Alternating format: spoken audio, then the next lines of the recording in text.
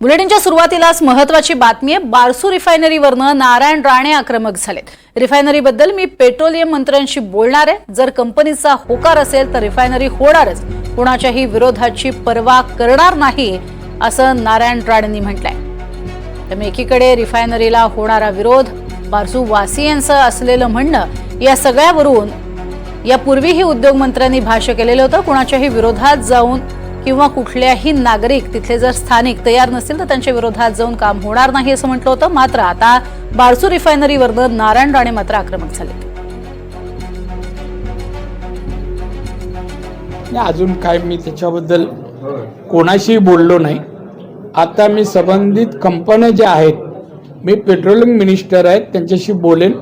कंपनीचं काय होकार असेल तर मी सांगतो तुम्हाला, ते कंपनी रत्नागिरी 100% लागेल, कोणाच्याही विरोधाची पर्वा करणार नाही। मी कोणाच्याही विरोधाची पर्वा करणार नाही असं स्वतः राणे म्हणतायत।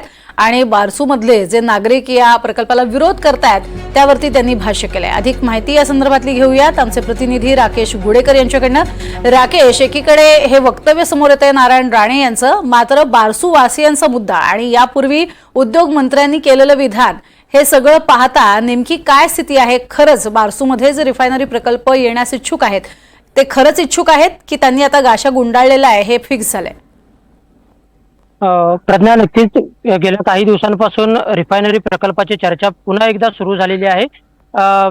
म्हणजे अधिवेशन सुरू असताना भाजपचे नेते माजी आमदार प्रमोद झटार यांनी देखील मुख्यमंत्र्यांची भेट घेऊ असं म्हटलेलं होतं आणि हा प्रकल्प या रत्नागिरीतच व्हावा, राजापूरमध्ये व्हावा, यासाठी आपण प्रयत्न करणार असल्याचं त्यांनी म्हटलं होतं। आणि त्यानंतर आता पुन्हा एकदा भाजपचे नेते आणि रत्नागिरी सिंधुदुर्ग लोकसभा मतदारसंघाचे खासदार नारायण राणे हे देखील रत्नागिरी दौऱ्यावर आले असता त्यांनी देखील आपली भूमिका स्पष्ट केलेली आहे।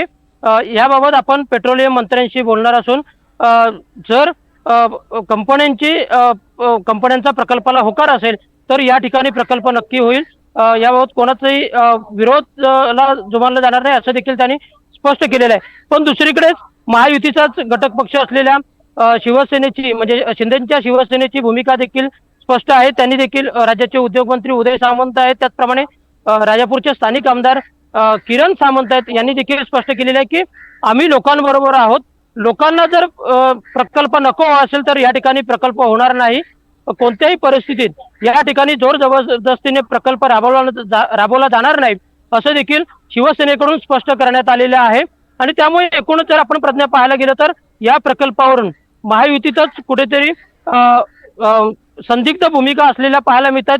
भाजप या प्रकल्पाबाबत सुरुवातीपासूनच आग्रही आहे। या ठिकाणी प्रकल्प व्हावा ही भाजपची भूमिका आहे, त्यासाठी भाजपकडून प्रयत्न देखील सुरू आहेत। पण दुसरीकडे शिवसेना, शिंदेच्या शिवसेनेने मात्र आम्ही लोकांबरोबर आहोत, जर लोकांना प्रकल्प नको असेल तर या ठिकाणी होणार नाही अशी देखील भूमिका घेण्यात आलेली आहे शिवसेनेकडून। तर दुसरीकडे उभाटाचा देखील या प्रकल्पाला विरोध आहे। त्यामुळे आगामी काळात या प्रकल्पाच्या मुद्द्यावरून राजकीय घमासान होणार कोकणात, एवढं मात्र नक्की। प्रज्ञा, नक्कीच। मात्र राकेश, सगळ्यात महत्त्वाचं इथे माती परीक्षणासाठी कंपनी सुद्धा आलेली होती। कंपनीने माती परीक्षण केलं आणि त्यानंतर नकारात्मक अशा स्वरूपाचा निर्णय आला असं सांगण्यात आलं। मग त्यामध्ये किती तथ्य आहे? कारण या सगळ्या संदर्भात उदय सामंत यांनी सुद्धा प्रतिक्रिया दिली होती, जसं तुम्ही म्हणालात की बारसूवासियांच्या विरोधात जाणार नाही। पण नेमकी कंपनीची तिथली स्थिती काय आहे? खरंच तिथली जमीन ही प्रकल्पास योग्य आहे का? प्रज्ञा, गेल्या वर्षी याबाबत माती परीक्षण झालेलं होतं, मात्र त्याचा अहवाल काही समोर आलेला नाहीये। माती परीक्षणाचा अहवाल काही समोर आलेला नाही। त्यावेळी देखील जोरदार आंदोलन स्थानिकांनी केलेलं होतं आणि स्थानिक या प्रकल्पाच्या विरोधात आहेत। रिफायनरी विरोधी संघटनेचे अध्यक्ष अमोल बोळे यांनी देखील स्पष्ट केलेलं आहे की आम्ही कोणत्याही परिस्थितीत या ठिकाणी रिफायनरी होऊ देणार नाही। या ठिकाणी विरोध किती आहे ते देखील तुम्ही गावांमध्ये येऊन पहा असं देखील त्यांनी आवाहन केलेलं होतं।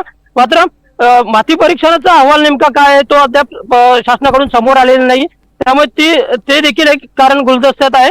पण एकूणच या प्रकल्पावरून आगामी काळात राजकीय घमासान होणार, एवढं मात्र नक्की। प्रज्ञा, नक्कीच। तुर्तास धन्यवाद राकेश या संपूर्ण सविस्तर माहितीसाठी। आता बारसू वासी नेमका काय निर्णय घेतात आणि राजकीय नेत्यांचा काय निर्णय होतो हे पाहणंही महत्त्वाचं ठरणार आहे।